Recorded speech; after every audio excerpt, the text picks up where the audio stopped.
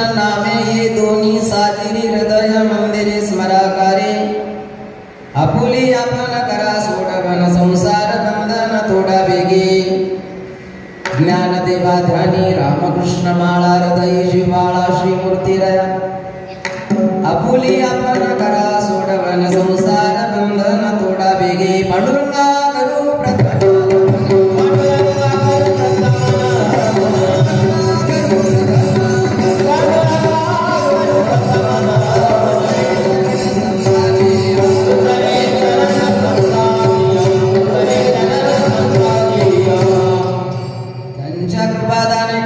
विस्तारू बाबाजी सद्गुरु दास तुका समचरण सरोजम सांद्र नीलांबदाभं जगननिहित पाणिमंडन मंडनानं तरुण तुलसीमाला कंदरं कंजनेत्रं सदय धवलहासं विठ्ठलं चिन्तयामि ओम नमो ज्ञानेश्वराय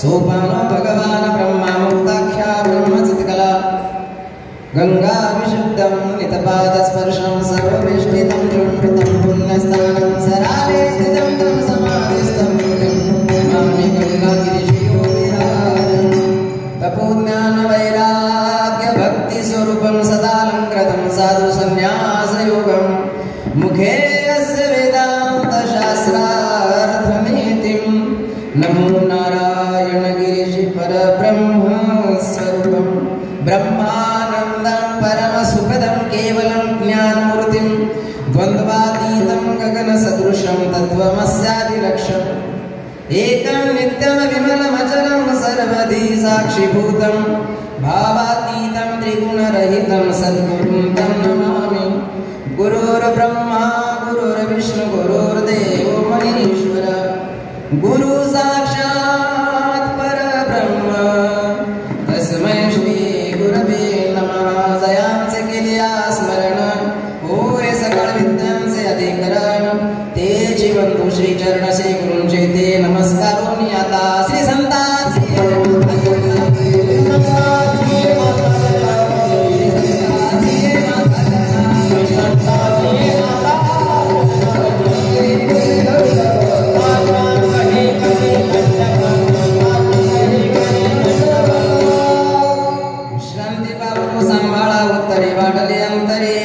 सुख काय माझी वाणी मानिल संतांचे रंजपुचित्तासे अपुलिया माझी वाणी तुझे वर्णे गुण नाम ऐसे देई प्रेम काही कळा राम कृष्ण नामे ये दोन्ही साजिरी हृदय मंदिरे स्मराकारे आपुली आपण करा सोडवन संसार बंधन थोडा वेगी प्रस्तुत प्रसंगी कीर्तन रूपी सेवेकरिता निवडलेला अभंग कैवल्य चक्रवर्ती संत सम्राट ज्ञानी यांचे राजे साधकांचे मायबाप माऊली ज्ञानेश्वर महाराज यांचा 3 चरणाचा या अभंगामध्ये माऊली ज्ञानेश्वर महाराज समाजाला आत्मकल्याणाचा उपदेश करतात.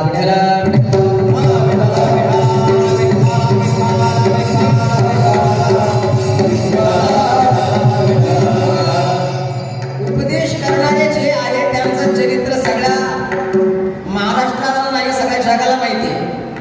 सेवे करता निवडलेला अभंग माऊली ज्ञानेश्वर महाराजांचा आहे. माऊली ज्ञानेश्वर महाराजांच्या जीवन चरित्रामध्ये बऱ्याच काही चमत्कारी गोष्टी दिसतात. चरित्रामध्ये ज्यांनी रेडा बोलवला, रेडा बोलवण्याचं सामर्थ्य ज्यांच्या अंगी आहे, अंगी ऐसे बळ रेडा बोले. ज्यांच्या अंगामध्ये ज्यांच्यामध्ये असं सामर्थ्य आहे की रेडा बोलवू शकतात. रेडा बोलवला यामध्ये एवढं विशेष नाही, पण ज्या वेळेला 14 वेळेला ज्या महापुरुषानं काळाला परत पाठवलं, असे चांगदेव महाराज ज्या वेळेला वाघावर बसून आले, वाघावर बसून आले म्हणजे जो वाघ काही सर्कसीतला नव्हता, हातामध्ये चाबूक घेतला म्हणजे विषारी सर्प आहे. योगीराज चांगदेव महाराज हातामध्ये विषारी सर्प आहे, वाघावर बसून आले, आळंदीच्या दिशेने प्रस्थान केलं. माऊलींना कळालं की आपल्याला भेटण्याकरता एक योगी येत आहे. माऊली ज्ञानेश्वर महाराज सुद्धा योगीच नाही, ज्ञानराज माझे योग्यांची माऊली ज्ञानेश्वर महाराजांना कळालं आपल्याला भेटण्याकरता 14 वेळेला ज्या महापुरुषानं काळाला परत पाठवलं असे चांगदेव महाराज येत आहे. आपणही समोर गेलं पाहिजे, पण सकाळची वेळ आहे, भिंतीवर बसलेली, आपल्याला बसण्याकरता तो वाघ नाही. माऊली ज्ञानेश्वर महाराजांनी जो हात रेड्याच्या मस्तकावर ठेवला होता, तोच हात त्याच हाताने त्या भिंतीला पुरवाळलं. चलग माय, चलग माय म्हटल्याबरोबर चालविली जड भिंती, हरली चांगयाची भ्रांती, मोक्ष मार्गेचा सांगाती ज्ञानोबा माझा. माऊली ज्ञानेश्वर महाराज रेडा बोलवू शकतात, जड भिंत चालवू शकतात. मेलेला माणूस, तसं मेलेले माणसं जिवंत होत नाही, कारण ज्या लोकांमध्ये आपण राहतो त्या लोकांचं नाव काय? मृत्यू लोक आहे. इथं आया हे जो जायेगा राजा रंग फकीर, ज्याचा जन्म होतो इथं, कारण गीतेमध्ये भगवान बोलताय जातस्य हि ध्रुवो मृत्यूर ध्रुवम जन्म मृतस्य च तस्मात् परिहार्यते न त्वं शोचितुमर्हसि अर्जुना उपजेते नाशे. ज्याचा जन्म होतो या लोकांमध्ये, या लोकांमध्ये म्हणजे मृत्यू लोकांमध्ये, हा नियम आहे, हा कायदा आहे की या मृत्यू लोकांमध्ये ज्याचा जन्म झाला त्याचा मृत्यू होतो. पण साधूच्या अंगी असणारं असं सामर्थ्य आहे की मेलेला माणूस ज्याची अंत्ययात्रा निघाली, लोक म्हणत चालले राम नाम सत्य आहे, म्हणत चालले होते.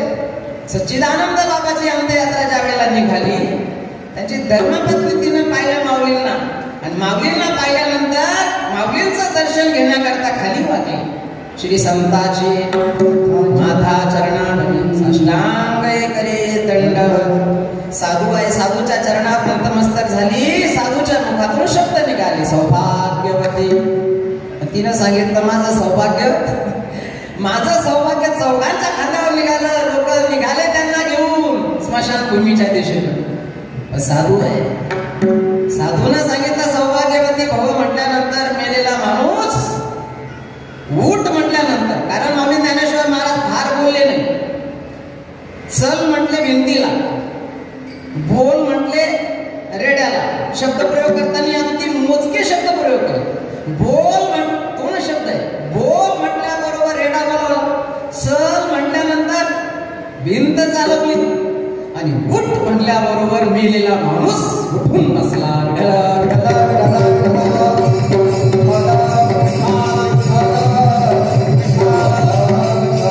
मेले माणूस जित उठवी, मेलेला माणूस जिवंत केला ज्यांनी, आणि स्त्रीचा पुरुष केला ज्यांनी. स्त्रीचा पुरुष करण्याचं सामर्थ्य ज्यांच्या अंगी आहे असे माऊली ज्ञानेश्वर महाराज आहे. माऊली ज्ञानेश्वर महाराजांचा अभंग आहे, 3 चरणाचा आहे. अभंग जरी छोटासा असला तरी परंतु अभंगाचा आशय मात्र फार गहन आहे. माऊली ज्ञानेश्वर महाराज, कारण तुम्ही आम्ही या लोकांमध्ये आलेलो आहोत, मृत्यू लोकांमध्ये आलेलो आहोत. म्हणून मृत्यू लोकांमध्ये आल्यानंतर देवानं मनुष्य शरीर दिलेलं आहे. कशा करता दिलं? देवे दिला देह भजना कोमटा, भगवंताचं भजन करण्याकरता. दिली इंद्रिय हात पाय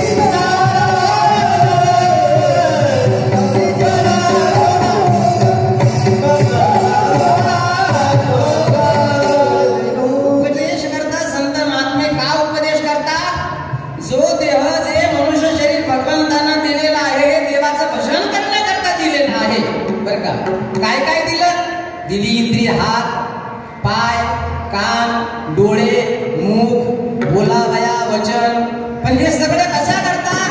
जेणे तू जोडसे नारायण.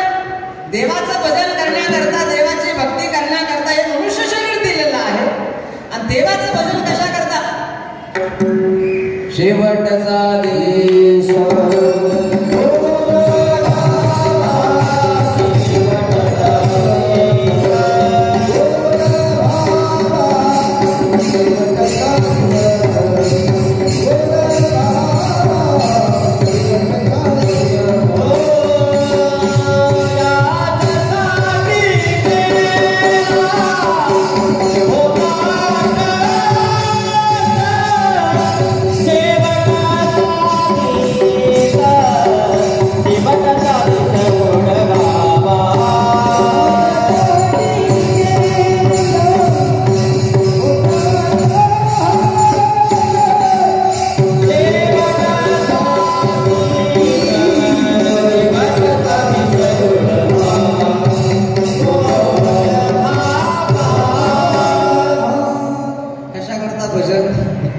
एकतर मनुष्य शरीर दिलं ते देवानं दिलं, देवे दिला देव. हे मनुष्य शरीर हा मानव देह भगवंतानं दिलेला आहे, तो देवाचं भजन करण्याकरताच दिलेला आहे. म्हणून माऊली ज्ञानेश्वर महाराज म्हणतात, हे लोक ज्या करता इथं आले ते करतच नाही. पायेबा शरीराची या गावा जया लागी आले ती पांडवा, तो कार्यात वागवा साठवणीय. ज्या करता इथं आले म्हणजे ज्या करता भगवंतानं मनुष्य शरीर दिलं ते करत नाही आणि रंगले कुठं? संसारामध्ये रंगले. म्हणून समाजाला आत्मकल्याणाचा उपदेश करणारे आमचे संत आहे. कुठा जागी वारी आता स्मरण करा पंढरीनाथा, भावी चरणी ठेवा माता, चुकवी व्यथा जन्माची. जन्माचं दुःख आहे, मृत्यूचं दुःख आहे. या जन्म आणि मृत्यूच्या दुःखातून मुक्तावस्था प्राप्त व्हावी त्याकरता आमचे संत महात्मे उपदेश करतात. उपदेश करणारे माऊली ज्ञानेश्वर महाराज आहेत. त्यांचा अधिकार काय आहे हे पाहिलं आपण. आणि ते माऊली ज्ञानेश्वर महाराज उपदेश करत असताना जे साधन सगळ्यांना करता येईल, कारण कलियुग चालू आहे. कलियुगातील मानवाला आयुष्य फार थोडे, अल्प आयुष्य मानव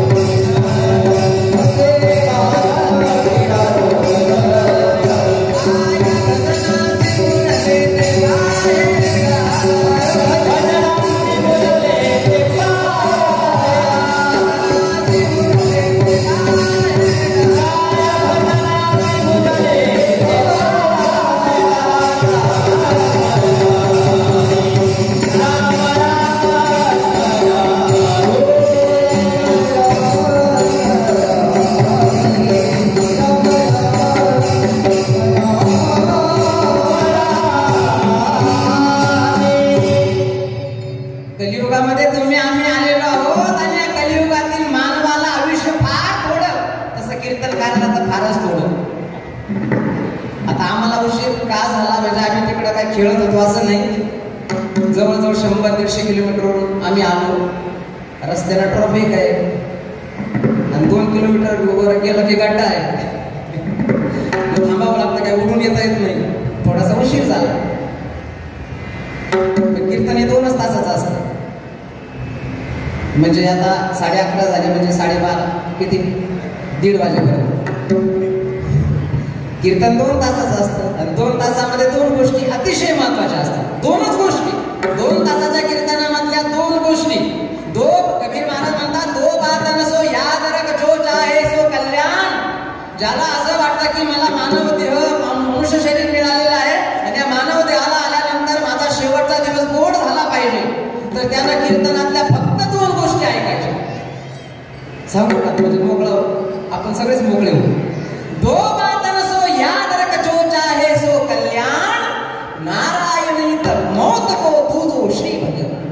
एक मानव देहाला आल्यानंतर मनुष्यानं देवाला विसरू नये, म्हणजे देवाची भक्ती करावी, आणि एक मृत्यूला विसरू नये. आणि मृत्यू पुढा आहे तुझी कल्पांतिका पाहे परी आजीची होय सावध. म्हणून कलियुगातील मानवाला आयुष्य फार कमी आहे आणि या आयुष्याचा विचार करून आमचे संत महात्मे संत एकांती बैसले, सर्व सिद्धांत शोधिले, ज्ञान दृष्टी अवलोकिले, सार काढिले निवडोनी. 4 वेदाचं सार, 6 शास्त्रांचं सार, 18 पुराणांचं सार. कारण वेद पाहायला लोकांना वेळ कशाला वेद म्हणतात हे तर वेद माहिती नाही. 4 वेद आहे, 6 शास्त्र आहे, 18 पुराण आहे. या सगळ्या शास्त्राचं सार आहे. जसं 4वेदी जाण, 6 शास्त्री कारण आणि 18 ही पुराणे. त्यांचं एवढंच म्हणणं आहे की मानव देह जर मिळालेला आहे तर या मानव देहाला आल्यानंतर भगवंताचं भजन. अल्प आयुष्य मानव दिवस शतगणिले ते अर्धरात्र खाय मध्ये बालत्व पीडा रोग क्षण काय भजनासी उरले ते पाहे का. म्हणून युगाला अनुसरून माऊली ज्ञानेश्वर महाराज या ठिकाणी एक आत्मकल्याणाचं साधन आपल्या समोर ठेवतात.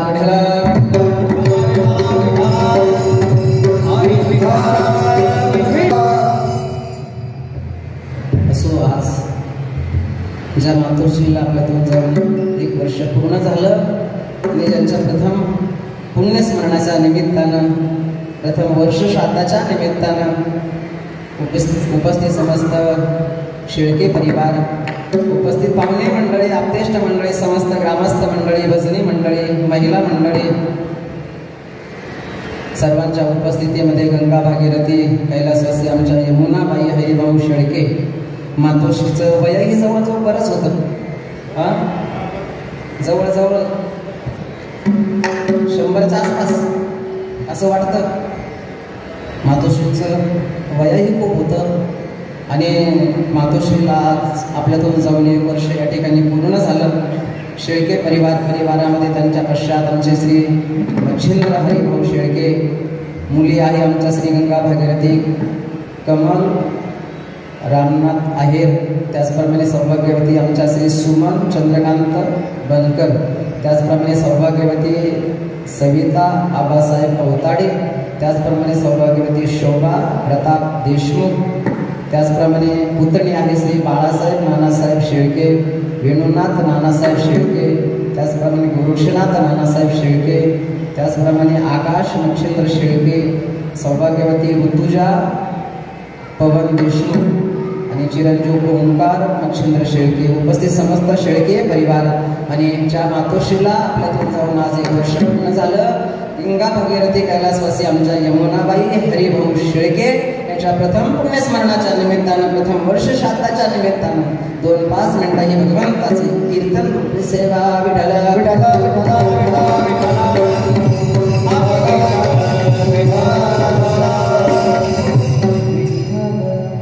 मातोश्रींचा स्वभाव सरळ स्वभाव, निर्मळ स्वभाव आणि मी सांगत असतो की तो देवाला आवडतो. जसं रामायणामध्ये एका भक्तानं विचारलं की या जगामध्ये देवा तुला कोण आवडतं, देवाचं आवडतं या जगामध्ये कोण आहे, तर त्यावेळेला प्रभू रामचंद्र बोलतायत की जो निर्मळ मनाचा आहे. कसा आहे? ज्याचं मन निर्मळ आहे, जो निर्मळ मनाचा आहे, जिसका देह और मन शुद्ध नहीं.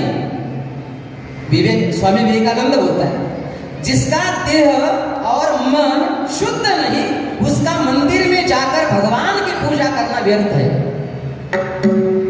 बरे का? मनानं निर्मळ असावं आणि मनानं जो निर्मळ आहे तो देवाला आवडतो. निर्मल जन मनसो मोहि पावा, मोहि कपट छल छिद्र न भावा. निर्मल जन मनसो मोहि पावा, निर्मल जन मनसो मोहि पावा, मोहि कपट छल छिद्र न भावा. निर्मळ मन, भोळा स्वभाव ज्या मातोश्रींचा होता, आपल्यातून जाऊन आज मातोश्रींना 1 वर्ष पूर्ण झालं. त्यांच्या प्रथम पुण्यस्मरणाच्या निमित्तानं, प्रथम वर्ष श्राद्धाच्या निमित्ताने या ठिकाणी आपण उपस्थित आहोत. कारण ज्या लोकांचे आपण निवासी आहोत त्या लोकांचं नाव मृत्यू लोक आहे. आणि म्हणून मी अगोदर बोलून गेलो की भगवान गीतेमध्ये बोलतायत की ज्या लोकांमध्ये आपण आलेलो आहोत या लोकांमध्ये ज्याचा जन्म होतो त्याचा मृत्यू होतो. जातस्य ध्रुव मृत्यू ध्रुवम जन्म मृतस्य च.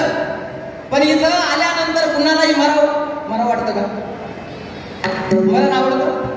मरण आवडत नाही, मराव वाटत नाही. माऊली ज्ञानेश्वर महाराज तर असे शब्द प्रयोग करतात, एखाद्यानं सहज बोलता बोलता किंवा आपला धक्का लागला एखाद्याला तर तो आपल्याला सहज बोलता बोलता म्हणतो तू तिकडं मर. काय म्हणतो? तू तिकडं मर. माऊली ज्ञानेश्वर महाराज म्हणतात आगा मर हा बोलू न साहती आणि मेलिया तरी रडत. इथं आल्यानंतर या मृत्यू लोकांमध्ये आल्यानंतर हा कायदा आहे, हा नियम आहे. म्हणून शास्त्रामध्ये सिकंदरचं उदाहरण दिलं जातं. सिकंदर राजा सिकंदर हा परदेशातला होता. तो परदेशातला सिकंदर या भारतामध्ये आला आणि या भारतामध्ये येऊन हा देश आपल्या हातामध्ये घेण्याचा त्याला प्रयत्न केला. सिकंदर मृत्यूला विसरला आणि एक दिवस सिकंदर आजारीच्या वेळेला पडला. वैद्य आला, वैद्यानं तपासलं, तपासणीतून कळालं आणि वैद्यानं डॉक्टरनं सांगितलं महाराज तुम्हाला एक आजार झालेला आहे शरीरात. मृत्यूला विसरलेला सिकंदर आज सावध झाला.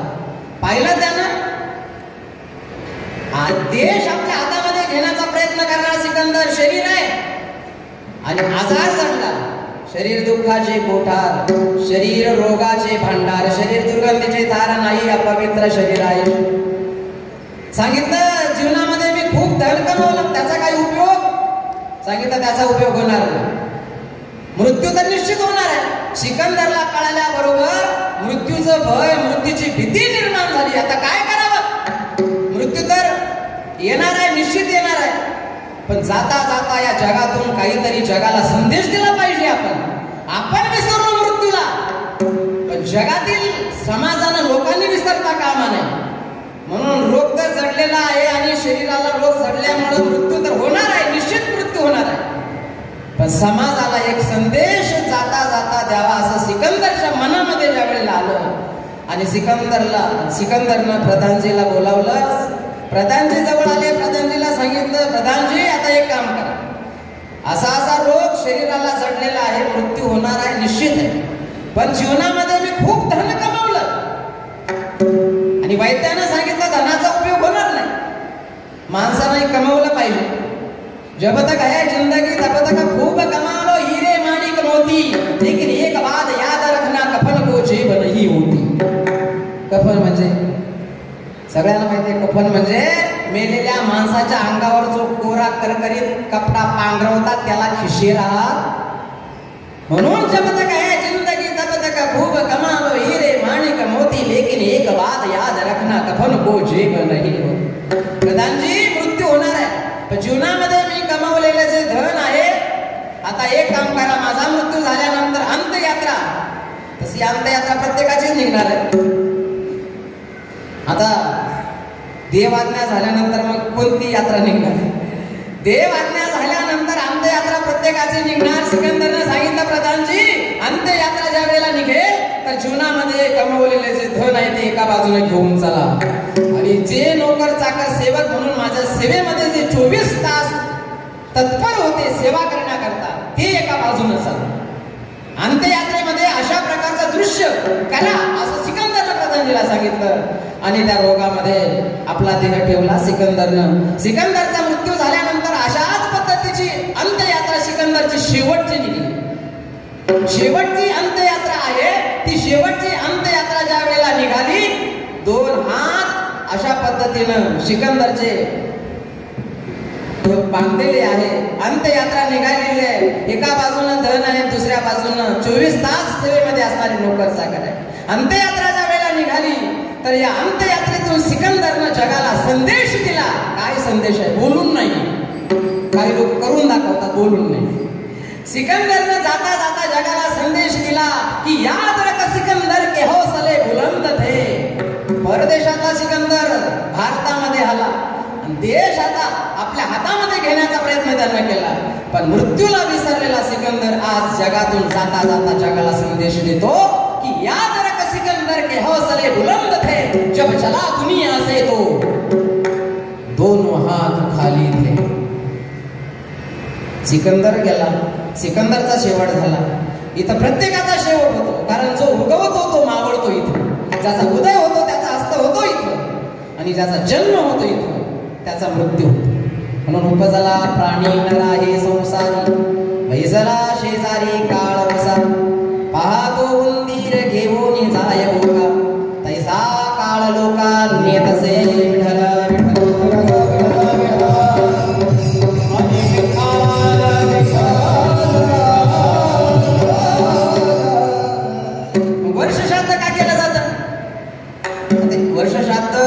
निमित्त माझ्या समोर आहे म्हणून दोन शब्द या करता मी बोलतो की वर्ष श्राद्ध का केलं जातं.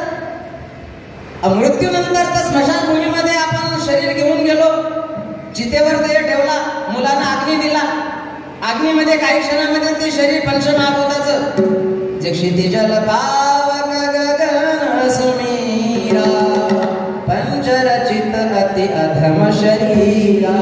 पंचमहाभूताचं असणारे हे शरीर पृथ्वी आकाश वायू आणि आकाश या पंचमहाभूतापासून बनलेलं शरीर मृत्यू झाल्यानंतर स्मशानभूमीमध्ये येऊन गेलो, चितेवर देह ठेवला, मुलांना अग्नी दिला, काही क्षणामध्ये अग्नीमध्ये ते शरीर जळून भस्म झाला. मात्र झालेलं भस्म झालेली राख एखाद्या कोणीमध्ये पोत्यामध्ये भरवली, गंगेसारख्या पवित्र तीर्थामध्ये नेऊन ढोबळ शब्दामध्ये टाकली, विसर्जित केली, वाहत्या पाण्यामध्ये गेली वाहून ती राखही. मात्र वर्ष श्राद्ध का करतो आपण, का करतो विचारा ना तुम्ही कीर्तनकाराला. कीर्तनकाराला विचारलं पाहिजे. ही अनुभवाची प्रोसेस आहे की जी व्यक्ती आमच्या कुटुंबातून परिवारातून गेली त्या व्यक्तीच्या शरीराला तर आम्ही अशा प्रकारचा हा शेवटचा अंत्येष्टी संस्कार केला, मग शरीराचा कोणताही अंश शिल्लक राहिलेला नाहीये. मग आता वर्ष श्राद्ध हे का केलं जातं. तसं वर्ष म्हणजे 12 महिने पूर्ण झाले म्हणून वर्ष. श्राद्ध म्हणजे गेलेल्या व्यक्तीच्या ऋणातून, गेलेल्या व्यक्तीच्या उपकारातून उत्तीर्ण होण्याकरता श्रद्धायुक्त अंतकरणानं केलेलं कर्मकांड म्हणजेच वर्ष श्राद्ध. वर्ष म्हणजे 12 महिने झाले आणि श्राद्ध म्हणजे त्या गेलेल्या व्यक्तीच्या ऋणातून उपकारातून उत्तीर्ण होण्याकरता केलेलं हे कर्मकांड आहे. पण हे का केलं जातं. आता इथं फक्त प्रश्नार्थ चिन्ह याकरता मी ठेवतो, हे का केलं जातं. तसं शरीराचा कोणताही अंश आता शिल्लक राहिलेला नाहीये. मग आता मृत्यूनंतर 1 वर्ष पूर्ण झालं आणि मग आपल्या या भारतीय वैदिक सनातन संस्कृतीमध्ये व्यक्तीच्या मृत्यूनंतर 1 वर्षानं जो विधी हा केला जातो, त्याला प्रथम पुण्यस्मरण म्हणा नाहीतर वर्ष श्राद्ध म्हणा, हा का केला जातो. तर याचं महत्वाचं कारण आहे की मृत्यूनंतर मनुष्याचं सोबत तर नाही गेलं बरोबर, हे तर आपण अनुभवातून पाहिलं. शरीर नाशिवंत देह जाणार सकळ शरीर आहे, आपण स्मशानभूमीमध्ये नेऊन अग्नीमध्ये समर्पित केलं, जळून भस्म झालं. मग आता शरीर गेलं नाही आणि वर्ष श्राद्ध तर आपण 1 वर्ष करतो. मग मृत्यूच्या नंतर मनुष्याच्या सोबत नेमकं जातं तरी काय, काहीतरी जात असेल ना. मृत्यूच्या नंतरही मनुष्याच्या सोबत जे जातं त्याकरता करावं लागतं वर्ष श्राद्ध, बरं का. जीवन जगत असताना मनुष्य पापकर्म करतो, काही वेळेला मनुष्याच्या हातून पुण्यकर्मही घडतं.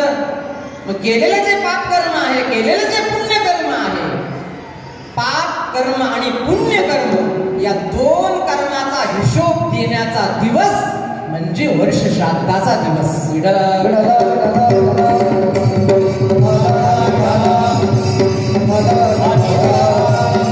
आमच्या संत महापुरुषांनी एका ठिकाणी एका श्लोकामध्ये असं वर्णन केलं की धन नेता येत नाही, हे आपण अनुभवातूनही पाहतो.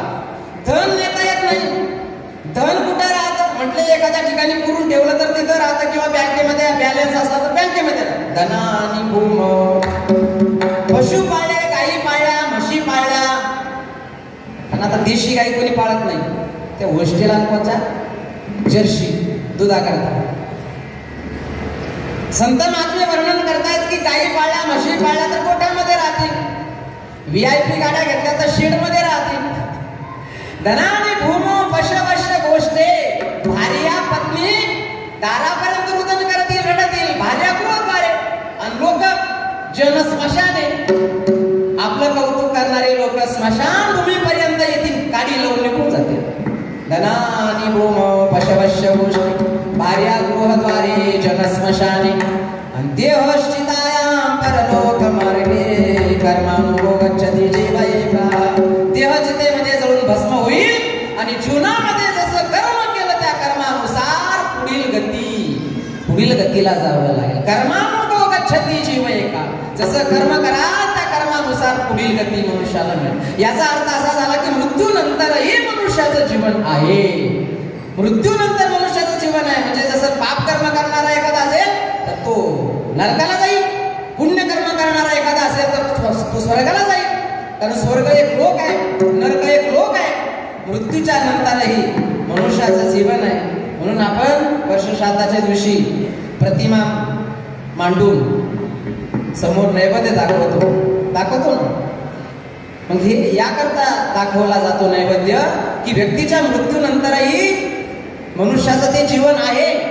म्हणून या ठिकाणी मोठ्या श्रद्धायुक्त अंतःकरणाने गेलेल्या व्यक्तीला नैवेद्य दाखवला जातो.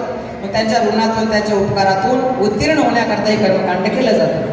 आणि याला काही प्रमाण आहे. आपल्या शास्त्राचे प्रमाण आहे, गीतेचं प्रमाण आहे, भागवताचं प्रमाण आहे. 2 ग्रंथ आहे. आणि कीर्तनकाराला आमच्या संत महापुरुषांनी हे सांगितलं की तू ग्रंथ पहा आणि मग लोकांना सांग काय सांगायचं. पाहून या ग्रंथ करावे कीर्तन. ग्रंथ 2 ग्रंथ आहे, अतिशय महत्वाचे 2 ग्रंथ जे सर्वांना मान्य आहे. एक ग्रंथ आहे गीता आणि दुसरा ग्रंथ आहे भागवत. गीता भागवत करी देश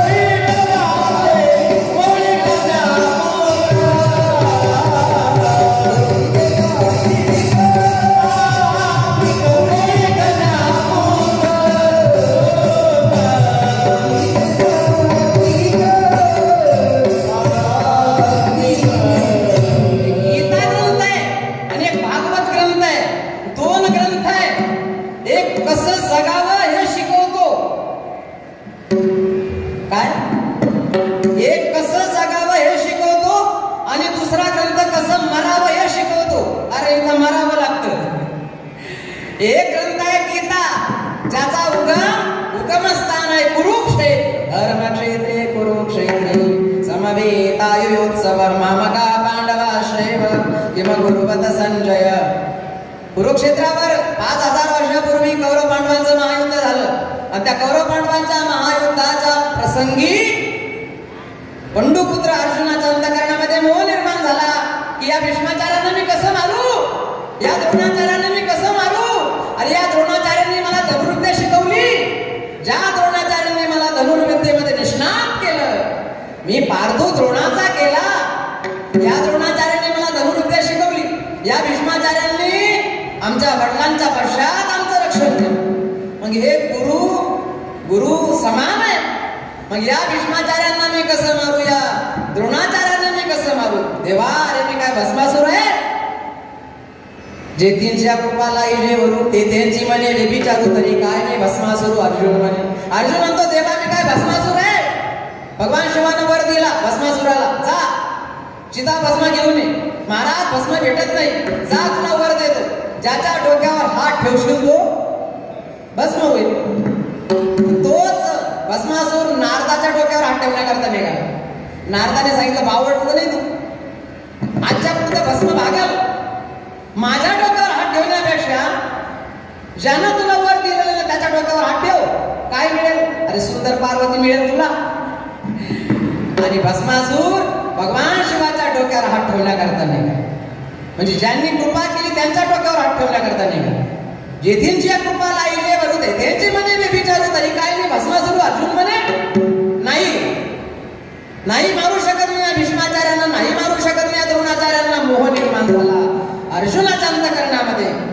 न कांक्षे विजयम कृष्ण न च राज्यम सुखाने न किंवा राज्य न गोविंद किंवा मला युद्ध करायचं नाही. युद्धाचा परिणाम जर असा होत असेल तर मला हे युद्ध करायचं नाही, युद्ध करायचं नाही. नकार दिला अर्जुनाने. अशा वेळेला भगवान अर्जुनाच्या रथाचं सारथ्य करणारे भगवान बोलत असताना अर्जुनानं सांगितलं, देवा हे का बोलतोय मी? हा विषय याकरता मांडला की गीतेचा एक पुरावा आहे, गीतेचे एक प्रमाण आहे. आणि कीर्तनकारानं पुराव्याविषयी बोलावं. पुरावा नसेल तर 4x4चं तिथंच काय घ्यावं? गड्ड. त्याच्यामध्ये त्याला पुरावं, वरून सारावं. फुलं टाकून राम नाम सत्य आहे. पुरावा म्हणून गीतेचा पुरावा. आणि हा गीतेमध्ये या ठिकाणी गीतेच्या पहिल्या अध्यायामध्ये हा वर्ष श्राद्धाचा विषय आहे. अर्जुनानं सांगितलं, देवा हे आलेले जे योद्धे आहे या ठिकाणी यांचा जर मृत्यू झाला, हे जर वीरगतीला प्राप्त झाले तर यांच्या असणाऱ्या स्त्रिया घरी ज्या आहे त्या विधवा होतील. किती लोक होते मी सांगितलं ना, कधीतरी सांगितलं मला वाटतं की कुरुक्षेत्राच्या मैदानावर कौरव पांडवांचं जे महायुद्ध झालं तर त्या कुरुक्षेत्राच्या मैदानावर 18 अक्षौहिणी युद्ध होते. 18 अक्षौहिणी. तर त्या 18 अक्षौहिणीचा विचार महाभारतामध्ये ज्या वेळेला आमच्या निदर्शनाला ज्या वेळेला आला तर 18 अक्षौहिणी सैन्य असेल, परंतु मग एका अक्षौहिणीमध्ये किती सैन्य असतं असा ज्या वेळेला आकडा आमच्या समोर आला तर त्यावेळेला आमच्या सुद्धा अंगाला घाम फुटला. तर एका अक्षौहिणीमध्ये 18 अक्षौहिणी सैन्य होतं, पण एका अक्षौहिणीचा विचार महाभारतानं सांगितला की एका अक्षौहिणीमध्ये 21,870 रथ असतात. म्हणजे एवढेच नाही नुसते चतुरंग सैन्य म्हणतात त्याला. एका अक्षौहिणीमध्ये ऐकून ठेवा, कारण कीर्तनामध्ये नाही होत. एका अक्षौहिणीमध्ये 21,870 रथ असतात, 21,870 हत्ती असतात, 65,610 घोडे असतात, 1,09,350 पायदळ सैन्य असतं. एवढा लवाजमा ज्या वेळेला एकत्रित येतो तर त्याला म्हणतात एक अक्षौहिणी. ध्यानात राहील सगळ्यांच्या. एका अक्षौहिणीचा आकडा जर असा आहे तर 18 अक्षौहिणी सैन्य जिथं जमलेलं आहे युद्ध करण्याकरता. तिथं अर्जुनाने विचारलं, देवा जर युद्ध झालं तर हे योद्धे या ठिकाणी मारल्या जातील आणि यांचा जर इथं मृत्यू झाला तर यांच्या असणाऱ्या घरी ज्या स्त्रिया आहेत त्या विधवा होतील. मग विधवा झालेली स्त्री काय करेल? विधवा झालेली स्त्री परपुरुषाशी संबंध ठेवी. आता कीर्तनकाराचं नाही चाललं, हे वर्ष श्राद्धाचा पुरावा प्रमाण म्हणून मी या ठिकाणी बोलतोय की जी विधवा झालेली जी स्त्री आहे, जिचे पती रणभूमीवर वीरगतीला प्राप्त झाले म्हणजे मृत्यू झालेला, ती विधवा झालेली स्त्री परपुरुषाशी संबंध ठेवील. मग परवर्णाचा पुरुष आणि परवर्णाची विधवा झालेली स्त्री आणि दोघांपासून जी अपत्याची संतती निर्माण होईल तिला गीतेनं वर्णसंकर संतती असं म्हटलेलं आहे. आणि वर्णसंकरातून उत्पन्न झालेल्या संततीला श्राद्ध करण्याचा अधिकार शास्त्रानं दिलेला नाही. आता या ठिकाणी तो श्लोक आहे महत्वाचा गीतेमध्ये एक प्रमाण म्हणून.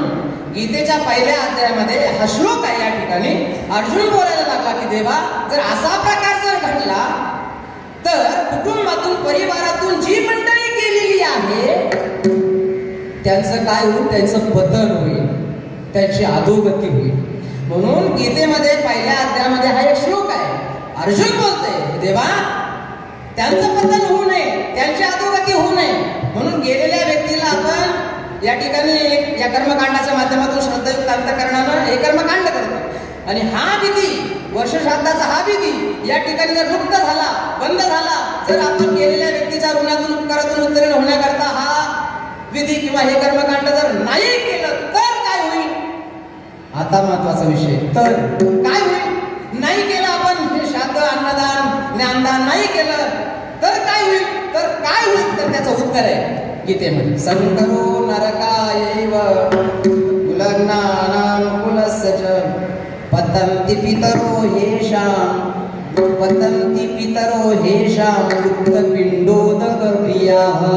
हा क्रियाविधी, हा पिंडदानाचा विधी इथं जर लुप्त झाला तर आपल्या कुटुंबातून परिवारातून गेलेल्या व्यक्तींचं पतन होईल आणि म्हणून त्यांची अधोगती, त्यांचं पतन होऊ नये म्हणून कर्तव्य म्हणून महाराज म्हणतात, संत महात्मे म्हणतात की हा विधी कर्तव्य म्हणून आपण या ठिकाणी केला पाहिजे. याला प्रमाण गीतेचं प्रमाण आहे, भागवताचं एक प्रमाण आहे. भागवतामध्ये एक इतिहास आहे, दोन्ही आपल्या समोर मांडायचं नाही, परंतु ग्रंथाचं एक प्रमाण आहे आणि म्हणून कर्तव्य म्हणून या ठिकाणी हा विधी, हे कर्मकांड आपण केलं पाहिजे.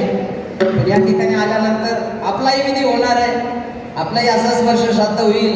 कारण इथं म्हटलं जातं एकाची जयंती होते, एकाची पुण्यतिथी, एकाची पुण्यतिथी होते, एकाचं श्राद्ध होतं या ठिकाणी. म्हणून संत महात्मे त्यांना दया येते, बुडत हे जग नदे कवे डोळा येतो कळबळा म्हणून. कारण संत आहे, जगाच्या कल्याण संताच्या विभूती, देह कष्टविधी परोपकारे.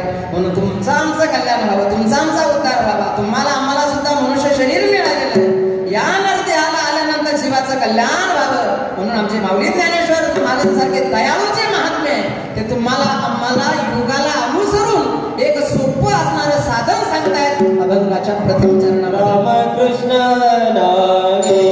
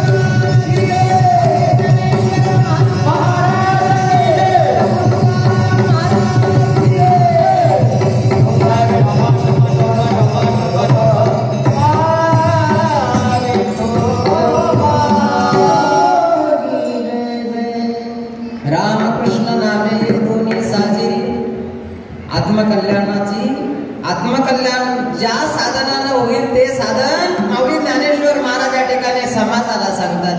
महाराज म्हणतात राम भजो तुम, राम भजो तुम, राम भजो, राम भजो तुम, भवजन पार करे, पार करे, भवजन पार करे.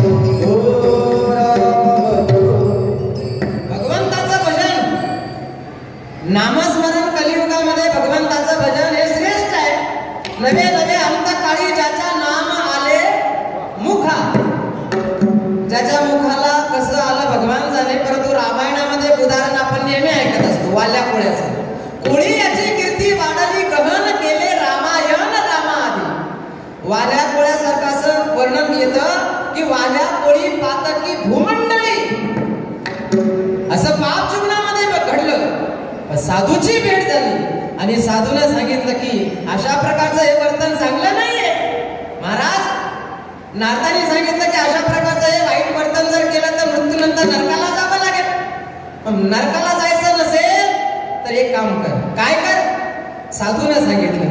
आणि साधूचा जो ऐकतो बरं का, जीवनामध्ये साधूच्या चरणावर विश्वास ठेवला आणि साधूनं जे सांगितलं आत्मकल्याणाचं साधन ते साधन जीवनामध्ये केलं.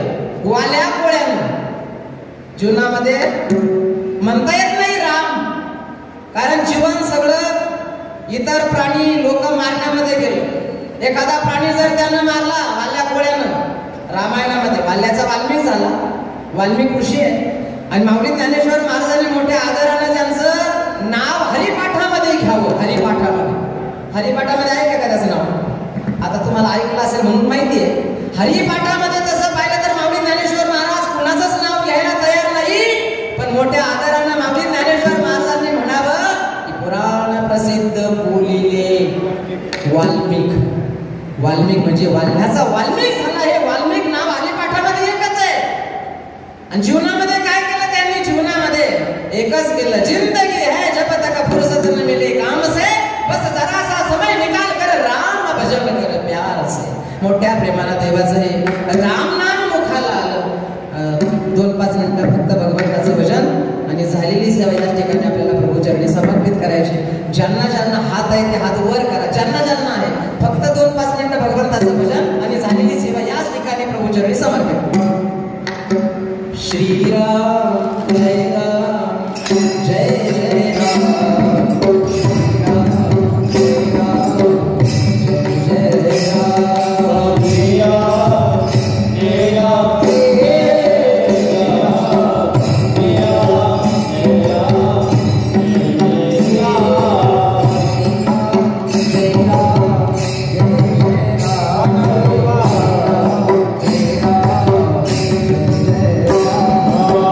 Yeah.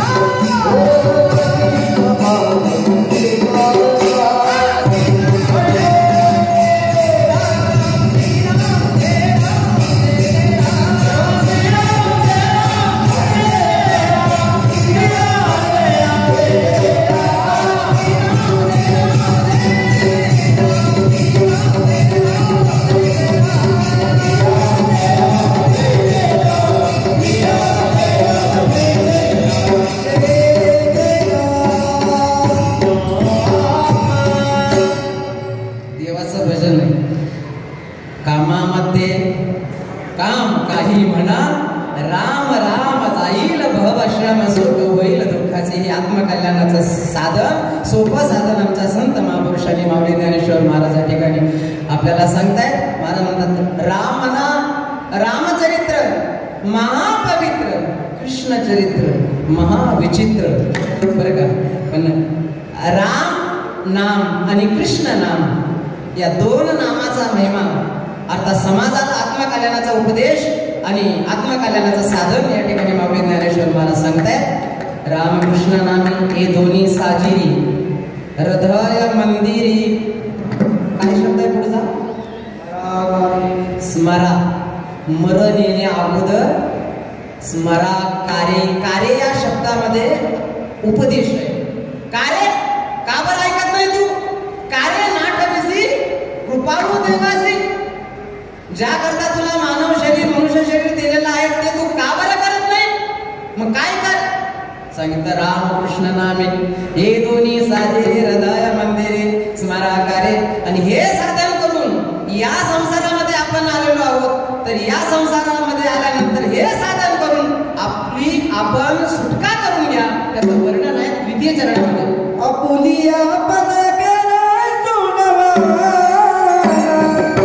अपुलिया पद करा सोडवा, अपुलिया पद करा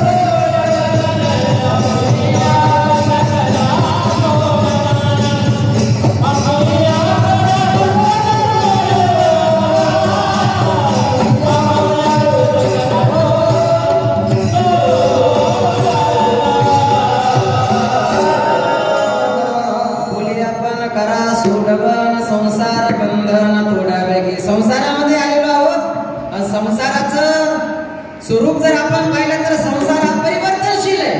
आपण म्हणतो ना संसारामध्ये सातत्यानं परिवर्तन होतं आणि परिवर्तन होणं हा संसाराचा नियम आहे. परिवर्तन म्हणजे काय? परिवर्तन म्हणजे जे शरीर ज्या वेळेला तुम्हाला आम्हाला मिळालं होतं, म्हणजे ज्या वेळेला जन्म झाला होता त्या वेळेला जसं शरीर होतं तसं आता राहिलं. म्हणजे एक अवस्था होती बाळपणाची अवस्था, ती गेली म्हणजे गेले ते दिवस. गेले ते दिवस म्हणजे बाळपणाची एक अवस्था आहे. त्या अवस्थेतून शरीर बदललं. काही वेळ तेच असणारं शरीर तरुणपणामध्ये, पण बाळपणाची अवस्था गेली. तारुण्यामध्ये ते शरीर आहे, पण आता बाळपण नाही, आता तारुण्य आहे.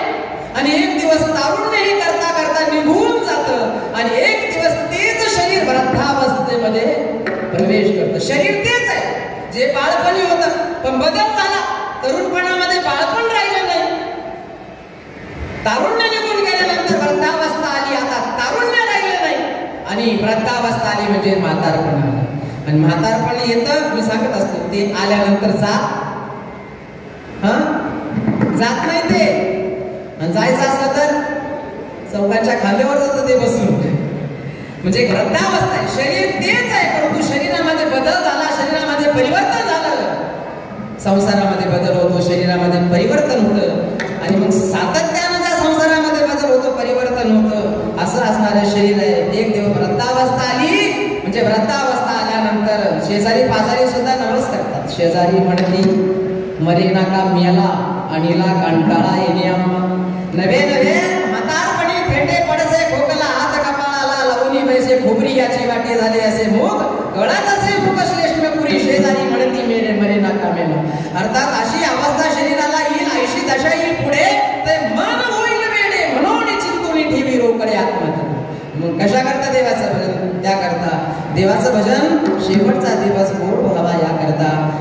कोणतं भजन करावं? मग ज्ञानेश्वर महाराजांनी सांगितलं, राम कृष्ण नामे हे दोन्ही साजे हृदय मंदिरे स्मरा काय आपुली आपण करा सोडवन. हे साधन करून आपुली आपण करा सोडवन, संसार बंधन तोडावे. संत महात्मे नुसतं समाजाला सांगतात असं नाही. मग ज्ञानेश्वर महाराज म्हणतात तुम्ही नुसतं समाजाला सांगतो असं नाही, तर जीवनामध्ये ते साधन मी सुद्धा करतो आणि त्याचं वर्णन अभंगाच्या शेवटच्या ज्ञानदेव धानी रामकृष्ण ज्ञानदेव धानी रामकृष्ण माला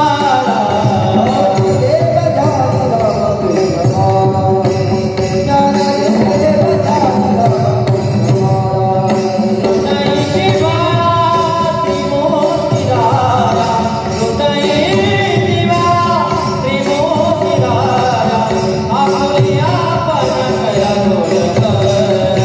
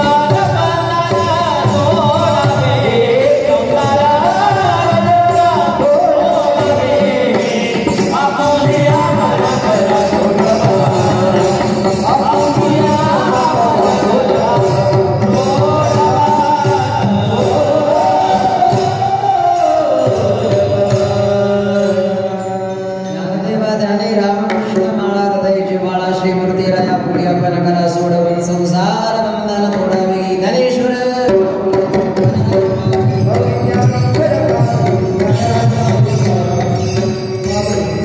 झालेली सेवा आजच्या मातोश्रीला आपल्यातून जाऊन 1 वर्ष पूर्ण झालं. गंगा भगीरथी कैलासवासी आमच्या यमुनाबाई हरिभाऊ शेळके मातोश्रीच्या या प्रथम पुण्यस्मरणाच्या निमित्तानं उपस्थित पाहुणे मंडळी, आर्टिस्ट मंडळी, समस्त ग्रामस्थ मंडळी, भजनी मंडळी, महिला मंडळी सर्वांच्या उपस्थितीमध्ये गंगा भगीरथी कैलासवासी आमच्या यमुनाबाई हरिभाऊ शेळके भगवान परमात्मा त्यांच्या जीवात्म्याला चिर शांती देव हीच उपस्थित सर्वांच्या वतीनं त्यांना या ठिकाणी भावपूर्ण श्रद्धांजली, आदरांजली, तिलांजली या ठिकाणी देऊया. काय बोलायचं आहे तुम्हाला 2 शब्द? बोलायचं आमचे सुधीर